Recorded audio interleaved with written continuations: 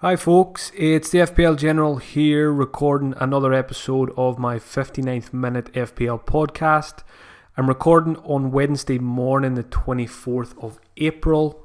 So looking ahead to the final 3 game weeks of the season now, it's hard to believe where the time has gone. Definitely the fastest season I've ever played. Anyway, the time has just disappeared. Just three game weeks to go now, so it's the final stretch. So there's 2 games left to go in double game week 35 tonight. We've got Wolves, Arsenal and the big Manchester derby as well. So the dust has yet to settle on the double game week, but I will touch on how it's gone for me so far. I'm also going to talk about a few players who are on my watch list for the final 3 game weeks, take a few questions from Twitter, look at the captaincy for game week 36 and just talk about my potential transfers as well. So going to get straight into it. Double game week 35. I better talk about my transfers first of all, because it was a bit of a disaster as usual. So in the end, I took a -4, got rid of Camarasa and Jamie Vardi, who of course scored and picked up all 3 bonus points. And I brought in KDB, who I captained, who went off injured after 37 minutes. Absolute disaster. And Danny Ings as well was part of that -4, so he did absolutely nothing. Don't think he even got on the pitch for the second game for Southampton. So went for the wrong Southampton striker in the end. Shane Long was the guy who got on the score sheet. You know, going back to Saturday afternoon, the weather, been lovely weather over the Easter weekend, and me and my wife decided, get out and make the most of it. So we were going to head out on Saturday afternoon, but I said to her, do you mind if I just watch the Man City game first, because I've got De Bruyne, I've got him captain. She said, right, what's that? And then as soon as that's over, we're going. So sat down, made a nice cup of coffee, put my feet up, started watching the City game, getting ready to watch De Bruyne's points roll in, and then 37th minute he took a shot and he went down injured, and I just couldn't believe it. Well, I could believe it because every player I've brought in this season, something similar has happened, but you couldn't make it up really. I brought in De Bruyne as a big differential, especially in Elite 64. I had a look at the rivals around me. Not many people had him, so I seen him as my opportunity to maybe make up some ground. Brought him in, gets injured, just sums up my season really. And I just, as soon as he went off, I just switched off the TV and I said to my wife, I'm ready to go now. Let's go to the park. And she said, is that game over already? And I said, yeah, game's over. It was only half time. So went to a nice park, Glen Park. Any of my Scottish listeners will know Glen Park, a very nice park in Scotland. Went there to forget about FPL. Left my phone at home. Sat there enjoying the sunshine. And then 3 kids decided to start playing football beside us, and one of them, of course, was wearing a De Bruyne Man City shirt. You couldn't make it up.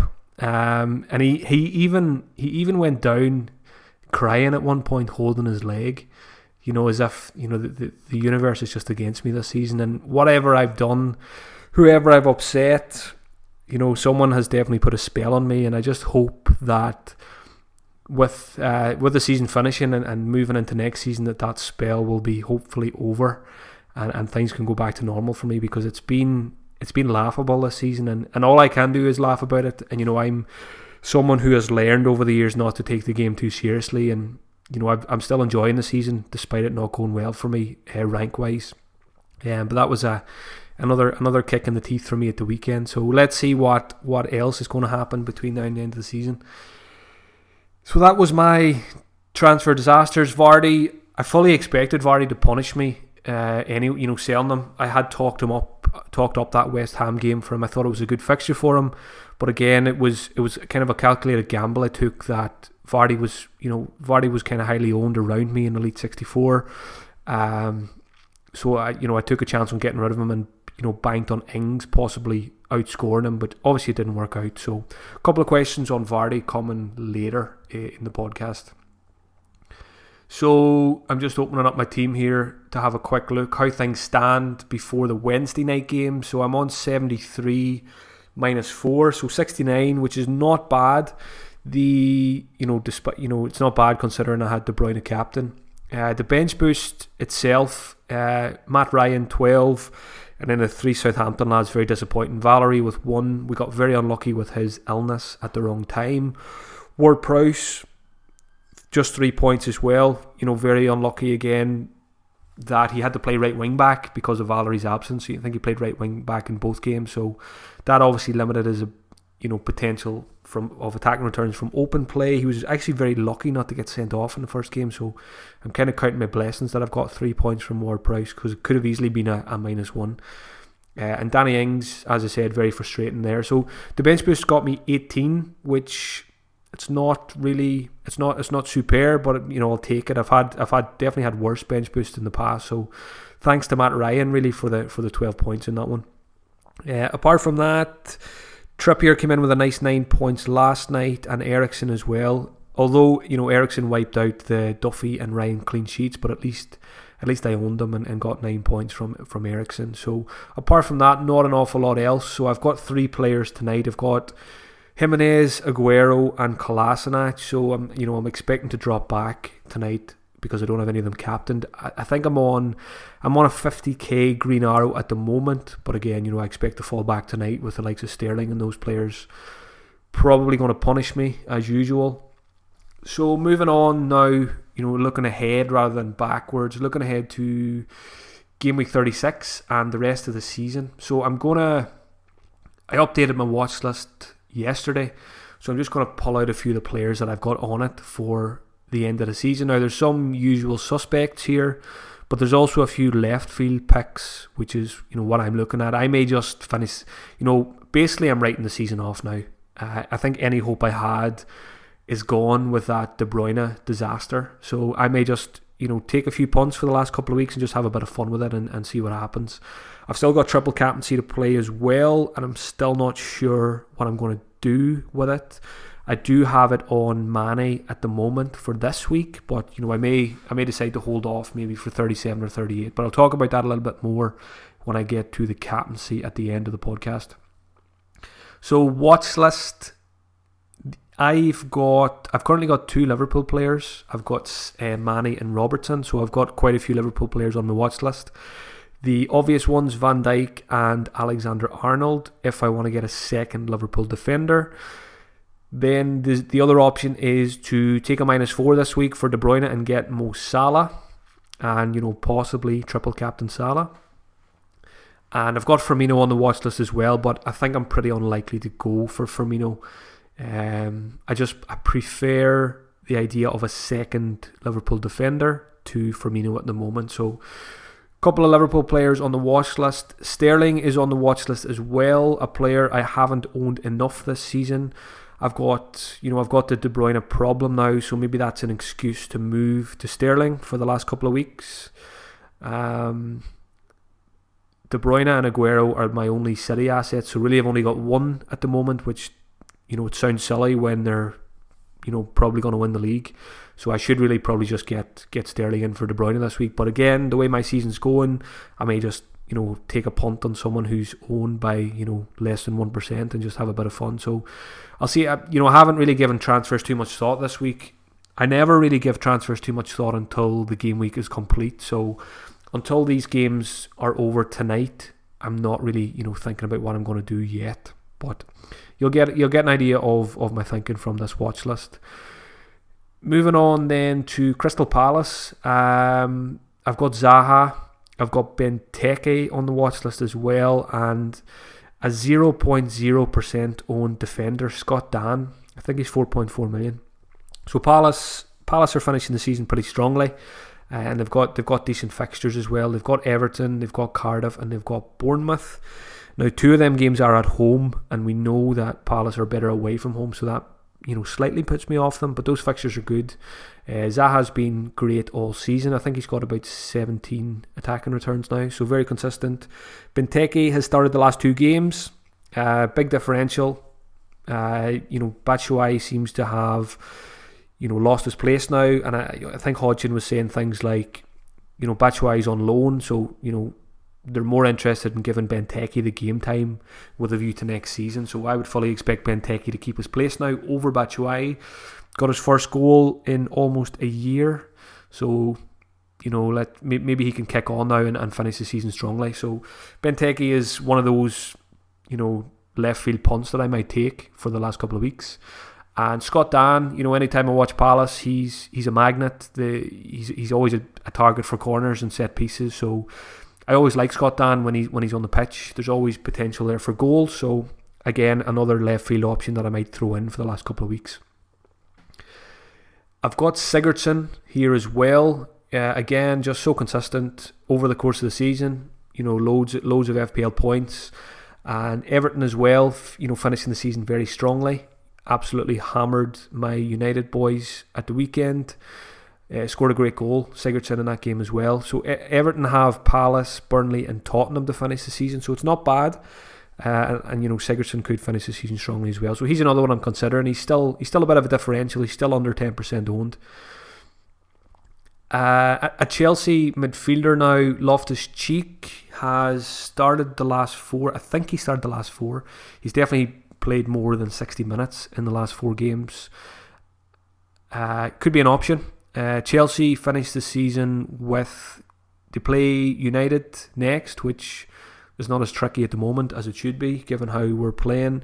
And then it's Watford and Leicester in the final 2 game weeks. So Loftus-Cheek, I think, could be, again, a bit of a left field option for the last couple of weeks. Especially now, I think there's a couple of injury issues in the midfield. I think Kante may have picked up an injury. So I think Loftus-Cheek, his place in the team looks pretty secure now for the last 3 game weeks.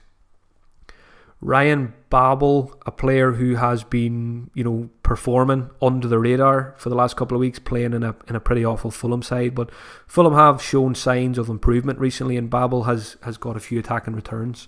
And it's the fixtures I like here. Fulham finished the season with Cardiff, Wolves and Newcastle, so Ryan Babel, again, another differential I'm possibly looking at to maybe make up a bit of ground. And just mainly to have a bit of fun. There's nothing for me to play for now, so I may as well get in a few players that I like. The last 2 here I'll mention from the watch list is Jota and Deulofeu. I still really like both of those guys. Jota was extremely unlucky not to get attacking returns in that Brighton game. I think he hit the woodwork twice. I think he had 6 shots in the box as well, so very, owners of Jota will be very frustrated after that one. But he could go out and do it against Arsenal tonight. I wouldn't be surprised at all to see that. And Deulofeu obviously went into the double game week with a flag, which put most people off him, including myself. And he comes away with a brace. So I think he got a yellow card in the second game, which is not ideal. But Deulofeu's been excellent this season. I say excellent. He's been excellent in certain parts of the season. I think the fact that Watford have been very good as a whole has really helped them as an FPL asset this season. And he's definitely someone I'll pay more interest to next season. I've been burned by him a lot in the past, but he is starting to show a little bit more consistency, and I think he could be a good asset next season. But obviously he's going to get a price hike, which will probably put us off. So that is a few of the players on my watch list for the last couple of weeks. There's probably there's probably a few there you can take away from that. Whether you're doing well, you're probably looking at the usual suspects that I mentioned, and if you're like me and you're writing your season off, you can maybe have a punt on some of those differentials for the last couple of weeks. Moving into the Twitter questions now, I've noted down 5 here. Thanks to everyone who sent them in as always. Just picked out a few of the main ones that cover some of the main talking points this week. The first one is from FPL Mark. Now it's Mark with a C, so it's not me sending a question to myself here. Mark says, if your season is up in smoke, do we just burn points and get in players that we want and have some fun? So yeah, this going back to what I've been mentioning already on this episode is, if you're like me and your season is up on smoke, why not take a few hits here and there, get in a few players that you think will finish the season strongly. You're going to be looking at differentials really. Lowly owned players who have good fixtures and a bit of form. So that's what I'm looking at. And by all means, why not? At the end of the day, FPL is just a game, and if you're not going to reach your goals now, you may as well just have a bit of fun with it and enjoy the last couple of weeks. Second question was from Martin Salin. He asks, is Vardi to Firmino a good transfer? Now, I know this is something a lot of people are considering this week if they own Vardy. I obviously sold him at the wrong time before he got his haul against West Ham. But I think if I still owned him, I would be inclined to keep Vardy now, especially with the Arsenal fixture and how Arsenal have been defending this season. We know Vardy does well against the big sides as well. It's form versus fixtures here, really. The fixtures are not great on paper, but I wouldn't be surprised to see Vardy just finish the season strongly now. He's in such good form. Confidence is sky high. Leicester are playing well. So I think if I own Vardy, I would just keep him, especially if you're doing well. So when it comes to Firmino for Vardy, I just prefer the idea of a second Liverpool defender or even a third Liverpool defender if you've already got double Liverpool defence. I'm just not overly keen on Firmino. He hasn't really done it for me this season. I know he's got plenty of returns and he just hasn't been consistent enough, and he does get taken off early from time to time, and he does find himself on the bench sometimes as well. So I much prefer someone like Van Dijk to Firmino and just keeping Vardy. Next question came in from Eugene. Eugene asks, are United players worth investing in? And the simple answer here is, or the quick answer I think, is no at the moment. Obviously, I'll be watching them closely tonight against City to see if they show any signs of improvement. But I mean, if we lose that game tonight, which I do expect us to as a United fan, things are not going well.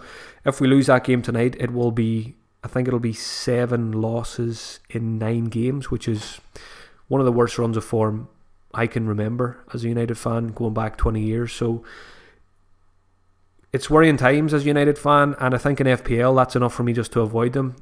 A lot of people are pinpointing these last 2 fixtures for United. It's Huddersfield and Cardiff. Yes, the fixtures are great, but the form of the players is pretty awful, and I wouldn't be surprised if Solskjaer makes a couple of changes for those last 2 games, especially if we lose against City tonight. If we lose to City, we're really up against it for the top 4, so I wouldn't be surprised to see Solskjaer take out a few of the big names for the last 2 games. So that just puts me off.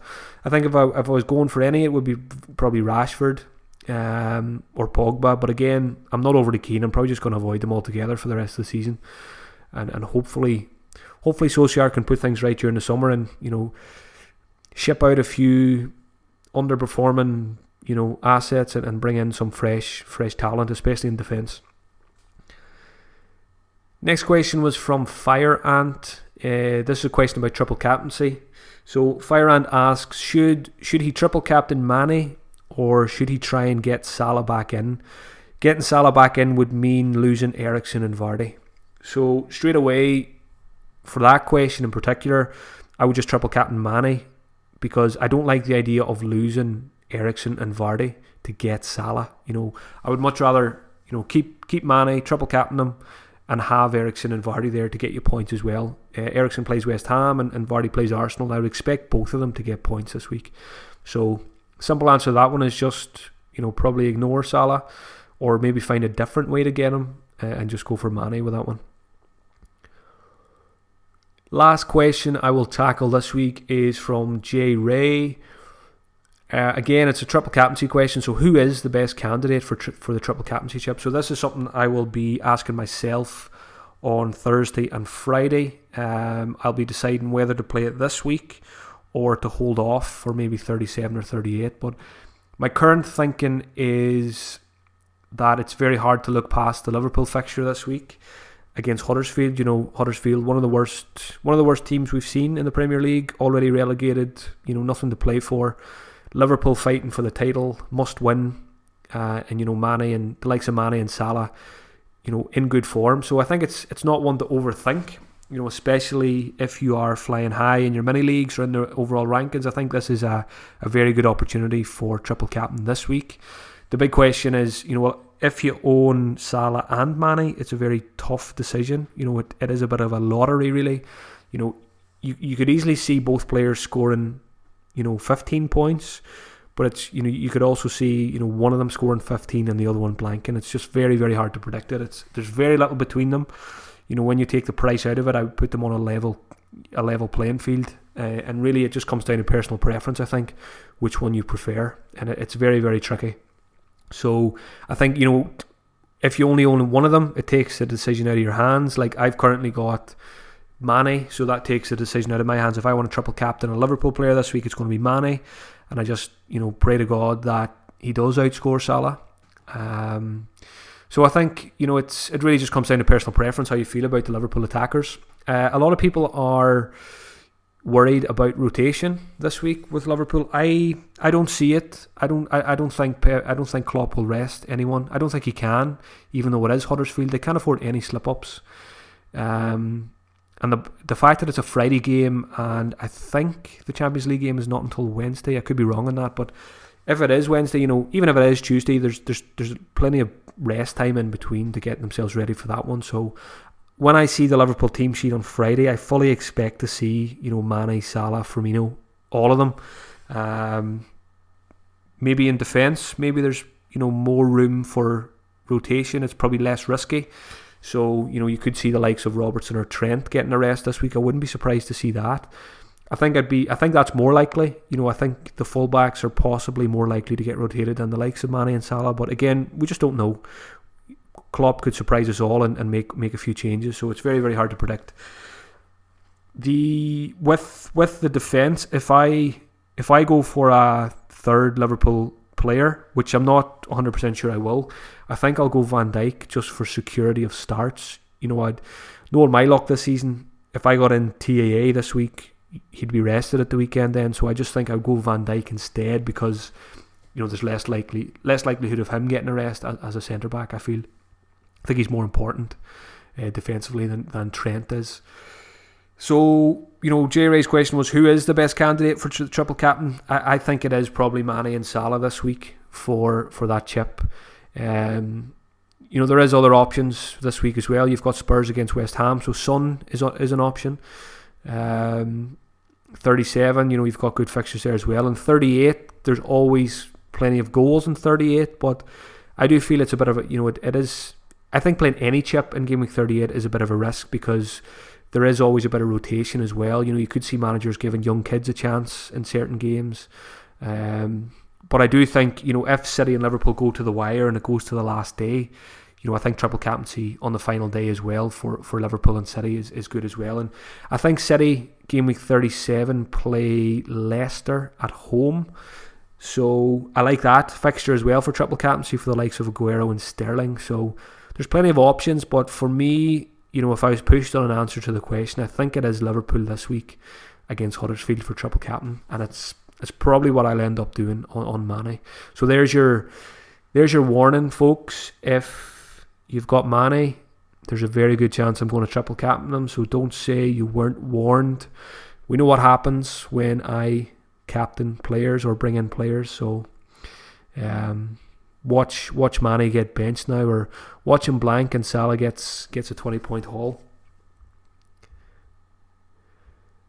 I put a tweet up just about an hour ago before I started recording, a captaincy poll, just a flash poll. I think there was about 1,000 votes on it.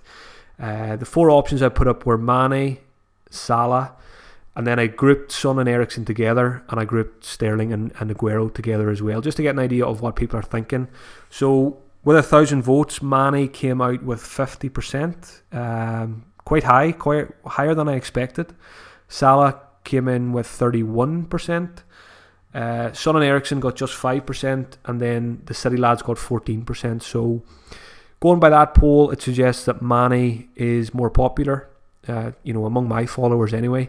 So you can't read too much into these polls. You got to take them with a pinch of salt. You'll always have people voting on the polls as well based on who they own. So if they own Mane, there's a good chance they won't vote for Salah in the poll.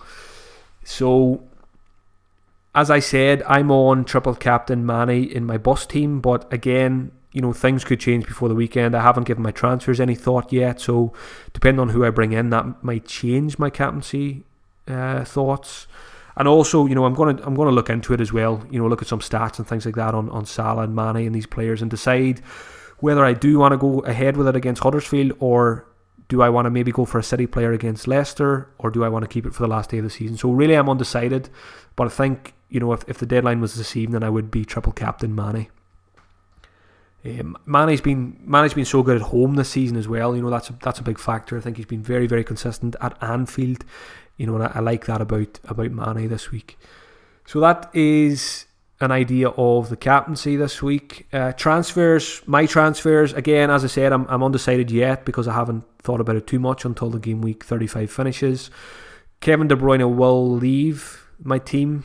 The question is, do I just get a replacement at a similar price or cheaper, or do I take a -4 and get Salah or Sterling? So I really don't know yet. Do I just take a punt, get someone like Benteke, get Ryan Babel, get Scott Dan, all these kind of left field options I mentioned in the watch list, Sigurdsson possibly. So even Jota and Delafeu I think are still good options as well at low ownership for the rest of the season. So really undecided on captaincy, but one thing for sure is De Bruyne will leave, and I think most likely probably Sterling or Salah will come in. So just unsure yet. A couple of housekeeping points before I finish up. Recorded Fantasy Weekly with James last night. So I think it should be available Wednesday at 2 p.m. So if you're listening to this, it should be available, to listen to today as well. More in-depth discussion about Game Week 36. We go fixture by fixture for Game Week 36, and we pick out the players we like in a bit more detail in that one. So check that one out when it's available. As always, I'll be taking part in the Fantasy Bet Grand Weekend tournament this weekend. So this weekend, the Friday fixture, the Liverpool fixture, is not included, so you've got plenty of time to get your team in for that on Friday night or even on Saturday morning. As always, Fantasy Bet is 18 plus and begambleaware.org. Congratulations to Batista, who won the big Grand April tournament last weekend. He picked up just under $2,000 for winning that one, and I was looking at his team today, he only scored 73 points, which was enough to win the tournament, and he captained Callum Wilson. So he won the tournament with a captaincy blank, so very impressive stuff there from Batista, so well done. What else am I left to say? If you enjoyed the podcast, you can support me on Patreon at patreon.com/FPL General. If you like more content, I'm posting stuff there on a weekly basis. I've started doing pre-recorded videos now as well on Patreon instead of live streams. I just find they work a little bit better. So every Thursday night I'm taking questions from patrons and doing a pre-recorded video for them. I've got the Slack channel and the WhatsApp chat there as well. So check that out if you're interested. All the links are on my Twitter account at FPL General. Enjoy the rest of your week. Enjoy the Wednesday night games if you're listening to this before them. And don't forget, it is a Friday deadline this week. Friday deadline this week, Friday deadline next week. So don't get caught out by those early deadlines. So good luck for Game Week 36, folks. I'll be back next week, probably Tuesday, recording next week ahead of Game Week 37. Cheerio.